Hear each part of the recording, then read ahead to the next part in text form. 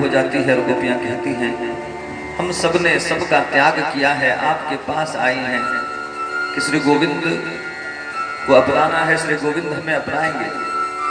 महाराज गोपियों ने कहा, हे देव, हमने सबका परित्याग किया है, सबको छोड़ करके आए। महाराज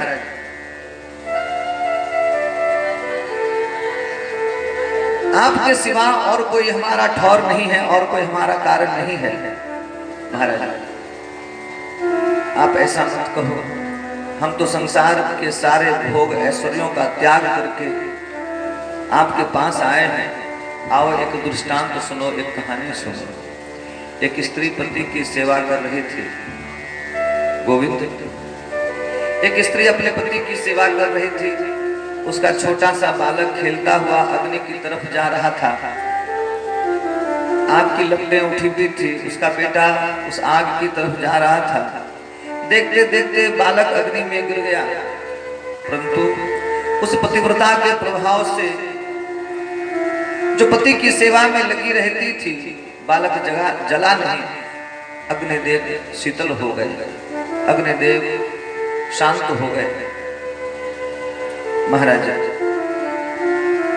भगवान ने कहा, इसलिए तो मैं कहता हूं गोपियों,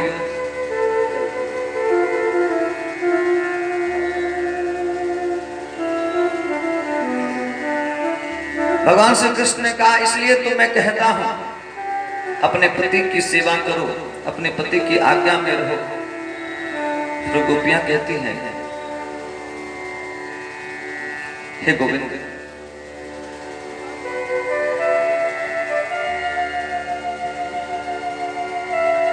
इसको सुनकर के तुमने वही बात सिद्ध की जो हमें आशा थी।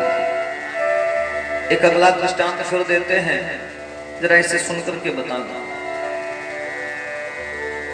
एक स्त्री का पति प्रदेश गया, विवाह करके एक स्त्री आई। बचपन से अपनी मां से सुनते रही थी, बिटिया अपने पति को खिलाना तब खाना, भूखे रह जाना, यह नियम ले लो। विवाह करके घर आई, अपने पति को खिलाती, अपने पति के खिलाने के बाद तब खाती। पति प्रदेश जाने लगा। उसे पता था, उस पति को मालूम है, उस व्यक्ति को मालूम है कि मेरी पत्नी यह नियम करती है। अपने जाते हुए पति से वह प्रेयसी कहती है, ए जी आप जा रहे हो तो फिर मेरा नियम क्या होगा, मेरा नियम तो टूट जाएगा। उस समय उसके पति ने कहा, तुम चिंता ना करो, तुम्हारा नियम भी नहीं टूटेगा और हम बाहर कमाने भी जा पाएंगे। उसने अपनी अटैची से एक फोटो निकाल कर दी अपनी। उसे कहा कि तुम इसे अपने पूजा स्थान में रख लो, अपने पलंग पर रख लो, कहीं रख लो। जब तुम्हें भोजन करने की इच्छा हो, काम से निवृत्ति हो जाए, तो थाली का भोग मेरे सामने रख देना। मैंने पा लिया, फिर तुम पा लेना, फिर तुम पा लेना, तुम्हारा नियम बचा रह जाए। यह नियम बिना किए वह स्त्री कभी भी नहीं रहती थी। घर के एक एक व्यक्तियों को पता था, अपने पति की सेवा करने के बाद ही यह भोजन करती है। महाराज अब प्रश्न तुमसे है गोविंद। एक दिन वह स्त्री सेवा कर रही थी, अपने दरवाजे बंद रखे थे, सांकड़ी लगी थी। नियम यह था, सेवा करते हुए वो उठती नहीं थी, बोलती नहीं थी, वो बोलती नहीं थी। अचानक अपने पति की सेवा कर रही है, दरवाजे पर उसके पति ने उसे आवाज लगाई, दरवाजा खोलो। तो अब आप हमें यह बताओ गोविंद, उस स्त्री को क्या करना चाहिए? उठ करके उस पति के लिए दरवाजा खोलना चाहिए या फिर उसे अपना नियम पूरा कर लेना चाहिए? दीदी क्या करना चाहिए? महाराज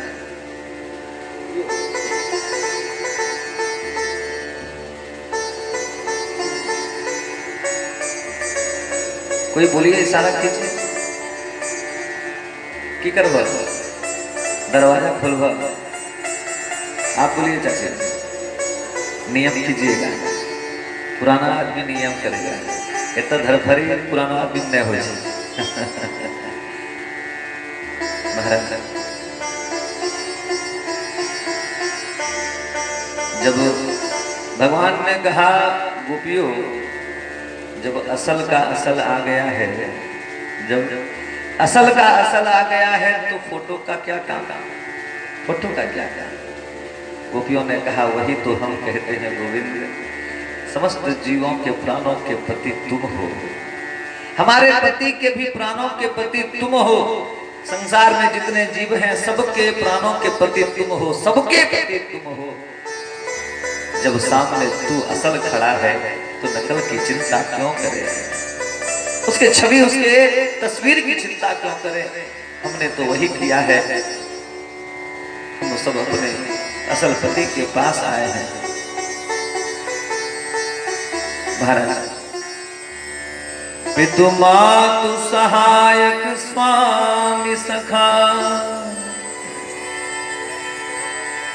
पितु मातु सहायक स्वामी सखा, तुम ही एक नाथ हमारे हो, जिनके कछु और आधार नहीं, तिनके तुम ही रखवारे हो। पितु मात सहायक स्वामी सखा, तुम ही एक नाथ हमारे हो, जिनके कछु और आधार नहीं, तिनके तुम ही रखवारे हो। ये गोपियां कौन है महाराज? गोपियों को पहचानते हैं? पुरा महर्षयः सर्वे दंडकारण्यवासिनः, रामं दृष्ट्वा हरिं तत्र भोक्तुं यच्छन् सुविग्रहम्। रामावतार में भगवान जब दंडकारण्य पहुंचे तो उस दंडकारण्य में निवास करने वाले समस्त संत महात्माओं ने जब श्री राम को देखा तो सबने यही विचार किया कि हे प्रभु, हम सब आपके दासी बनकर के सेवा करना चाहते हैं। हम सब आपसे जिस तरह से कोई स्त्री अपने प्रेमी से प्रेम करता है वैसा ही प्रेम हम आपसे करना चाहते हैं। हे रघुनाथ, हमें भी अवसर देता, हम भी आपसे वही स्नेह वही प्रेम रखते हैं। ये गोपियां कोई और नहीं, ये दंडकारण्य के महात्मा हैं, ऋषि हैं, जिनके इच्छाओं को पूर्ण करने के लिए, जिनके मन के अभिलाषाओं को पूर्ण करने के लिए श्री राम ने वचन दिया था द्वापर में आप सब के मन की बात पूरी करेंगे। पुरा महर्षयः सर्वे दंडकारण्यवासिनः, रामं दृष्ट्वा हरिपुत्र भोक्तुं इच्छन् सुविग्रहम्। महाराज दंडकारण्य के ऋषि ही भगवान का सानिध्य प्राप्त करने के लिए गोपी बनकर के आए थे।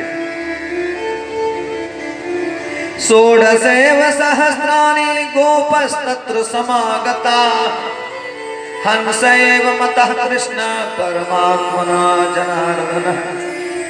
स्कंद पुराण में लिखा है 16,100 जो पत्नियां हैं भगवान की, वे कौन हैं? षोडशैव सहस्राणि, 16,000 जो पत्नियां हैं। गोपस्तत्र समागता, हंसैव मतः कृष्ण परमात्मना जनार्दन। महाराज चंद्रमा के 16 जो कलाएं हैं वही 16 कलाएं 16,000 रूप में प्रकट हुई। चंद्रमा की जो 16 कलाएं हैं वही चंद्रमा की 16 कलाएं 16,000 रूपों में प्रकट हो गई हैं। षोडशैव सहस्राणि गोपस्तत्र समागतः, और वही कलाएं प्रकट होकर के गोपी बनकर के आई हैं। ते सर्वे स्त्रीत्वनापन्नः समुद्भूताश्च गोकुले, हरिं संप्राप्य कामेन ततो मुक्ता भवाण्डवात्। गोप्यस्तु श्रुतयो ज्ञेया ऋषिजा गोपकन्यका, देवकन्याश्च राजेन्द्र न मानुष्य कथंचन। हे राजन, जो भी गोपियां हैं वे गोपी एक भी मनुष्य नहीं है। कौन है? अभी हम लोग 2 प्रमाण देख चुके हैं। ये गोपियां हैं कौन? महाराज,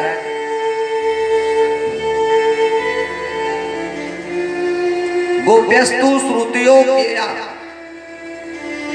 वेदों में जो मंत्र हैं, वेदों के जो मंत्र हैं जिसे श्रुति कहते हैं, वो सभी स्त्रियां हैं। महाराज,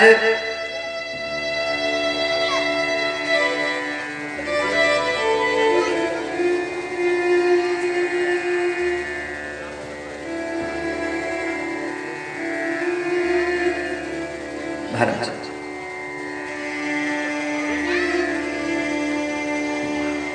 गोप्यस्तु श्रुतियों के ऋषिजा गोप कन्यका, वही मंत्र ऋचाएं भगवान के पत्नी के रूप में प्रकट हुई। महाराज, युवती गोपी कन्याश्च रात्रो संकाल्य कालविद कैशोर कमनायनः सहताभिमुमुर्मदः। वे सभी देवताओं की बच्चियां थी। अगला ग्रंथ कहता है वे सभी देवताओं की बेटियां थी। उन सब की इच्छा हुई थी कि हम भगवान के समीप रहें, उनकी समीपता प्राप्त करें। वही गोपियां, वही देवताओं की बेटियां ब्रज में गोपी बनकर के प्रकट हुई। हे गोविंद, तुम्हारे मनुष्य के धुन ने हमारे मन को मोह लिया है। हम आपके पास आ गए हैं, अब हम लोग किसी के पास नहीं जा सकते। हमने अपना सर्वस्व त्याग दिया है। महाराज,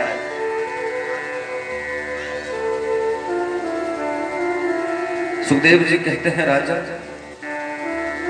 इस तरह से जब गोपियों ने भगवान से बातचीत की, तब भगवान ने गोपियों को अपना संग दिया। गोपियों के संग आप हास विलास करने लगे। गोपियों के संग परमात्मा हास विलास करने लगे हैं। इस जगह और इस लीला के लिए लोगों ने भगवान श्री कृष्ण पर उंगली उठाई। महाराज,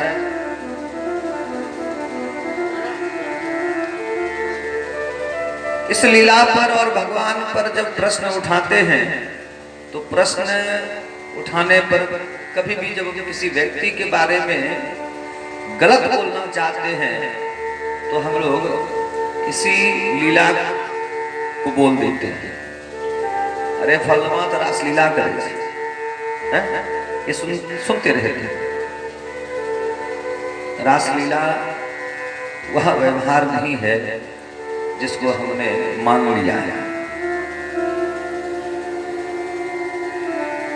महाराज, असल में यहाँ बैठने वाले हम लोगों ने रासलीला को गलत समझाया, जिसके कारण हमने रासलीला को गलत समझा था।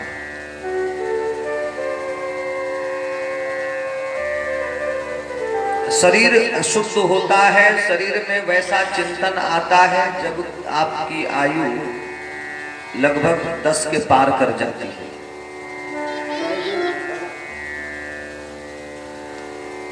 जब आपकी आयु 10 से पार हो जाती है, जब आप अशुद्ध हो जाते हैं, तब आप महाराज, तब आपका चिंतन वैसा बनने लगता है। बच्चे 8 में आते हैं तो सबसे पहली बार उनके सीनियर्स उनका इसी मामले में उपयोग करते हैं। पुराने जमाने की बात है महाराज, आज तो चिट्ठी का जमाना नहीं है। तो सीनियर्स सबसे पहली बार अपने जूनियर्स को, जब बच्चे 7th में पहुंचते थे, तब उसका उपयोग करते थे। चिट्ठी कटा पहुंचाए दिए थे, तब पहली बार जानता था। 7th का बच्चा है, पहले जब एडमिशन होता था तो 4 साल चोरी करते थे। सब लोग चोरी किए हैं, कोई कहे ना कहे, लेकिन महाराज जो जीवन की सच्चाई है सो है। 4 साल घर हो गया और 7वीं में पढ़ रहे हैं, 7 3 10 11 हो गया परफेक्ट कैलकुलेशन है महाराज।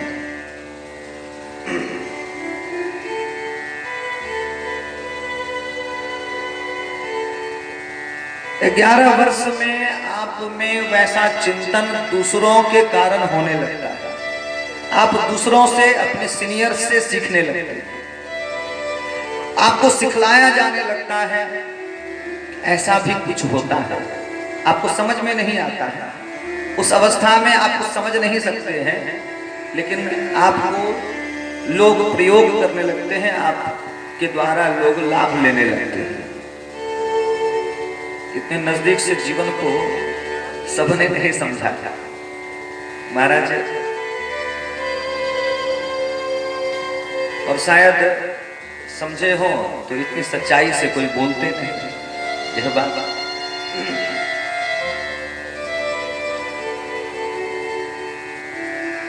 भगवान श्री कृष्ण की अवस्था अभी कितनी है। इस लीला के बाद महाराज भगवान रासलीला के तुरंत बाद ही एक ही अध्याय में सुदर्शन का उद्धार करते हैं, शंखचूड़ का उद्धार करते हैं। अगले अध्याय में अरिष्टासुर का उद्धार करते हैं। नारद जी आए हैं, नारद जी ने कंस को समझाया है।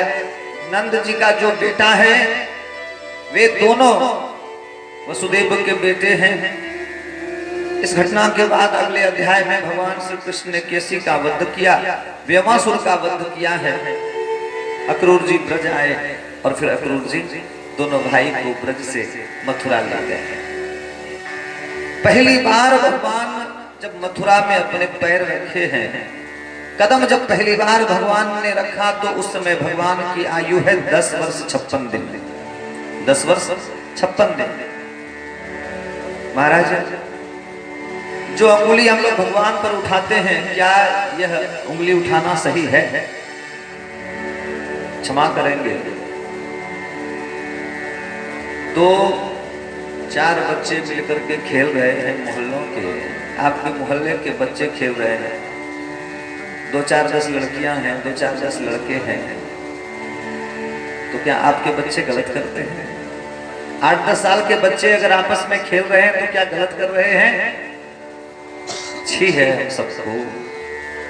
हम अपने बच्चे पर उंगली नहीं उठाते हैं जो 8 10 साल 11 साल के हैं, लेकिन वही परमात्मा जो 11 वर्ष के हैं उन पर हम उंगली उठा देते हैं, उन पर हम उंगली उठाते हैं।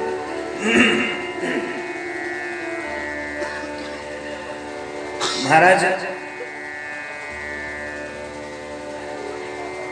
भगवान श्री कृष्ण मात्र 10 वर्ष 56 दिन के हैं जब पहली बार मथुरा पहुंचे। अभी उनकी आयु कम है, चलो 10 वर्ष ही रख लो, जबरदस्ती 10 वर्ष ही रखे, तो भी ऐसा भाव जागृत नहीं होगा, ऐसा भाव नहीं जगेगा। इसी चैप्टर में कहीं कहीं बात आती है जिसको अनजान पढ़ने वाले गलत ढंग से समझते हैं। भगवान श्री कृष्ण महाराज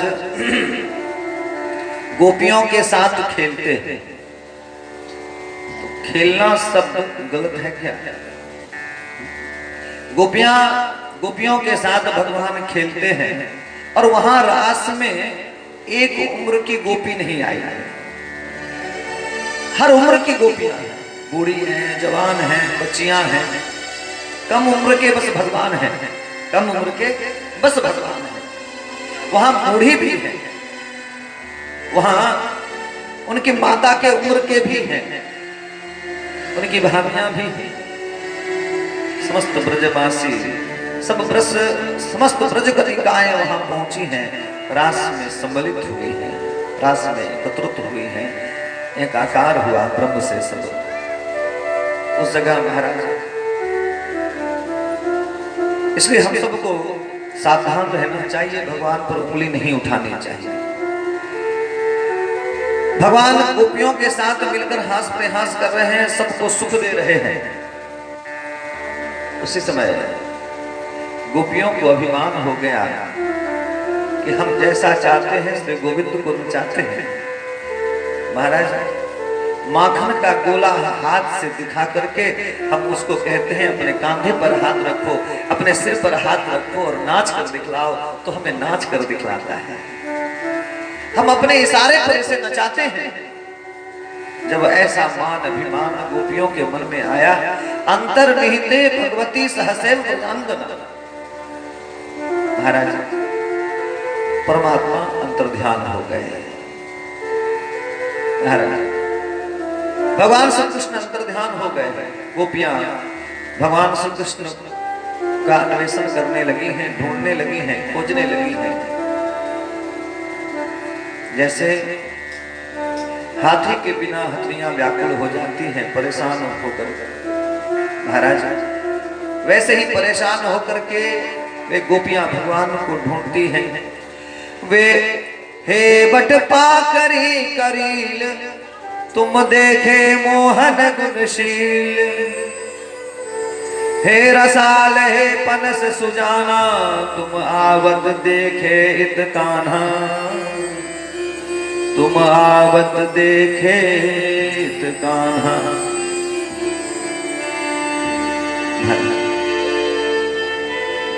एकदम बढ़िया से शिव रंजनी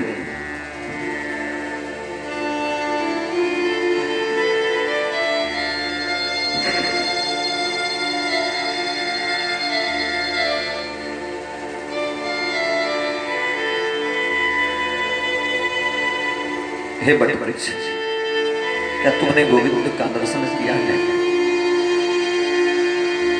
हे पाकड़ हे दरेल, क्या तुमने देखा है श्री गोविंद को? सबसे जाकर वन में पूछती है, सबसे पता करती है। हे वन हिरनिया, क्या आपने श्री गोविंद को इधर से जाता हुआ देखा? हे रसाल हे पनस हे सुजान, तुलसी जी दिख पड़ी जंगल में, तुलसी जी दिख पड़ी है। तुलसी जी को देखने के बाद आप गोपियां प्रार्थना करती हैं, हे तुलसी देवी, आप तो हमेशा ही श्री गोविंद के हृदय प्रवास करती हैं, आप तो उन श्री गोविंद के मस्तक प्रवास करती हैं, आप कभी कभी उन गोविंद के चरणों में वास करती हैं, उन परमात्मा के सर्वांग में आपका वास है। आपके बिना श्री गोविंद भी रहते नहीं। आपने तो जरूर उन्हें इधर से जाता हुआ देखा होगा। अगर आपको खबर है तो हमें बताओ। महाराज जब कहीं कोई पता नहीं चला, कोई पता नहीं बताती है, तब उन्हें याद करके गोपियां रोने लगती हैं।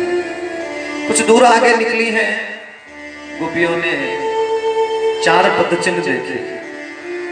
एक पुरुष के पद चिन्ह है और एक महाराज एक जोड़ा स्त्री के हैं। सब पहचानने लग गए ये किसके हैं, कौन है वो भाग्यशाली? सबने कहा साधु राधिका। अरे वो तो राधा रानी है, वो राधा जी के साथ गए हैं। महाराज कुछ दूर ढूंढते हुए गोपियां जब पहुंची हैं, श्री राधा रानी को एक वृक्ष के नीचे विलाप करता हुआ पाया। श्री राधा रानी विलाप कर रही है। अरे आप तो श्री गोविंद के साथ गई थी, फिर आप यहाँ बैठे विलाप कर रहे, श्री गोविंद ने आपका भी त्याग किया। राधा रानी कहती है, श्री गोविंद को मान अच्छा नहीं लगता, अभिमान अच्छा नहीं लगता। मुझे मान आ गया था सखी, मैंने यह विचार कर ली कि यह किसी का हो न हो, मेरा तो होगा ही होगा। महाराज और मैंने उनसे कही, श्री गोविंद अगर आप मुझे अपने संग लेना चाहते हैं, लेकर जाना चाहते हैं, तो मुझे आप अपनी गोदी में ले लो। श्री गोविंद ने हमें गोदी में तो लिया, लेकिन आप स्वयं अंतर्ध्यान हो गए, आप स्वयं अंतर्ध्यान हो गए। तब से उन्हें यहाँ बैठी बैठी रो रही हूँ, उनको पुकार रही हूँ। हे ब्रजेश ब्रजपति दीनपति, जसोदा के नंदन कहाँ गए? रो रो कर अश्रु बहाए रहे, गिरधारी मोहन कहाँ गए।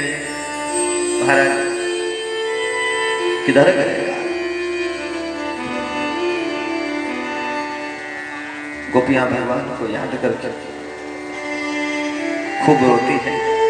उनके क्रंदन पर कृपा करके भगवान प्रकट हुए और फिर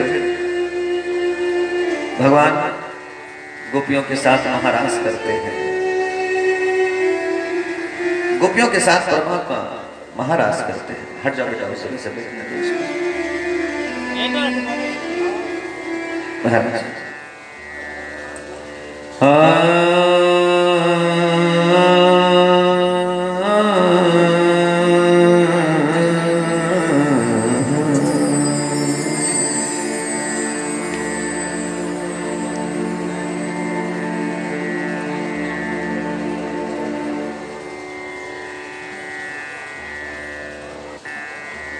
दो दो गोपियों के बीच भगवान आए और फिर महारास हुआ।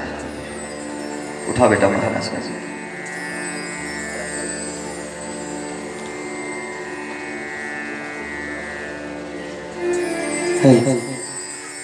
बोल तो वृंदावन बिहारी लाल की।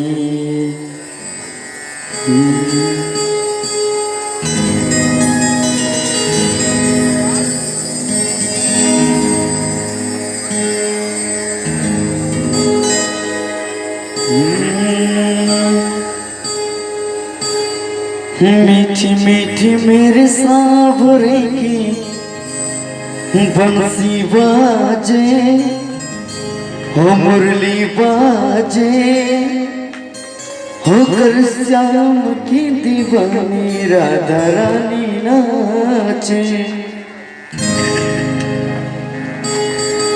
दोनों हाथों का ताली का सेवा देते हुए बोल दे बाके बिहारी लाल की। हो मीठी मीठी मेरे सावरे की बंसी बाजे, हो मुरली बाजे, होकर श्याम की दीवानी राधा रानी नाचे, होकर श्याम की दीवानी राधा रानी नाचे। मीठी मीठी मेरे सावरे की बंसी बाजे, हो मुरली बाजे, होकर श्याम की दीवानी राधा रानी नाचे, होकर श्याम की दीवानी राधा रानी नाचे।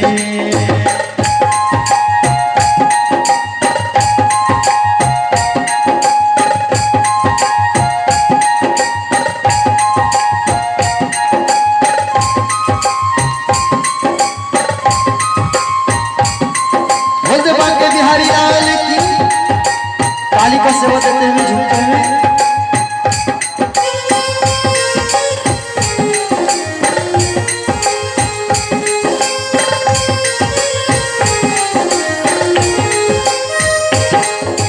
छोटो चौका नैयो मीरो बांसुरी बजावे,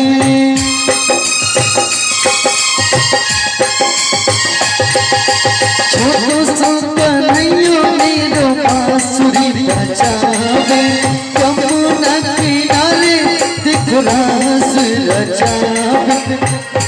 पकड़ी राधा जी की मैया, हो पकड़ी राधा जी की मैया, देखो कोमर काले, देखो कोमर काले, होकर श्याम की दीवानी राधा रानी नाचे, होकर श्याम की दीवानी राधा रानी नाचे।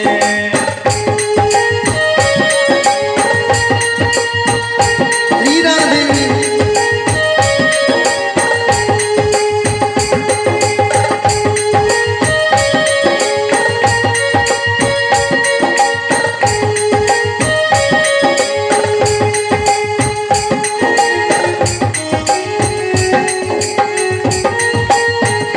जय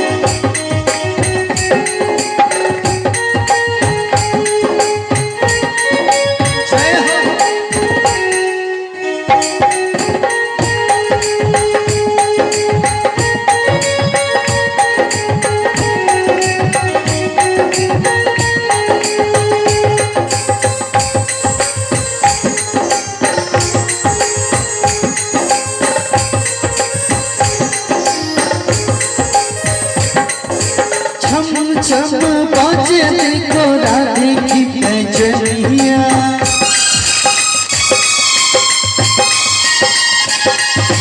चम चम बाजे देखो राधे की पैजनिया। नाचे रे कन्हैया मेरो छोड़ के मोरलिया। राधे संग में नैन लड़ावे हो, राधे संग में नैन लड़ावे। नाचे सागे सागे, नाचे सागे सागे। एक बार दोनों हाथों को ऊपर उठाएंगे और झूमते हुए हो कर श्याम की दीवानी राधा रानी नाचे। हो कर श्याम की दीवानी राधा रानी नाचे।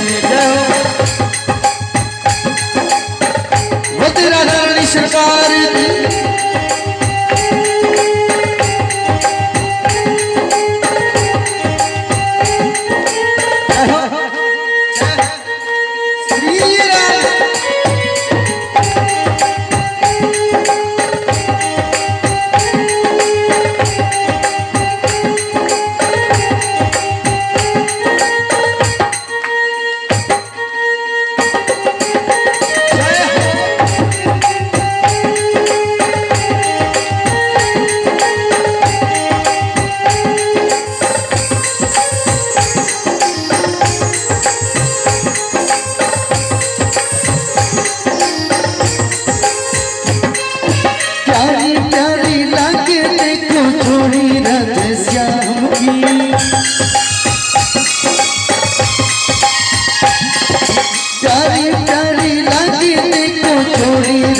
श्याम की शान है या जान है देखो सारे गाँव की। राधे श्याम की जोड़ी में हो, राधे श्याम की जोड़ी में टुकड़े माही राखे, टुकड़े माही राखे। होकर श्याम की दीवानी राधा रानी नाचे। होकर श्याम की दीवानी राधा रानी नाचे। मीठी मीठी मेरे सावरे की बंसी बाजे, ओहो मुरली बाजे। होकर श्याम की दीवानी राधा रानी नाचे। होकर श्याम की दीवानी राधा रानी नाचे। होकर श्याम की दीवानी राधा रानी नाचे। होकर श्याम की दीवानी राधा रानी नाचे। होकर श्याम की दीवानी राधा रानी नाचे। होकर श्याम की दीवानी राधा रानी नाचे। होकर श्याम की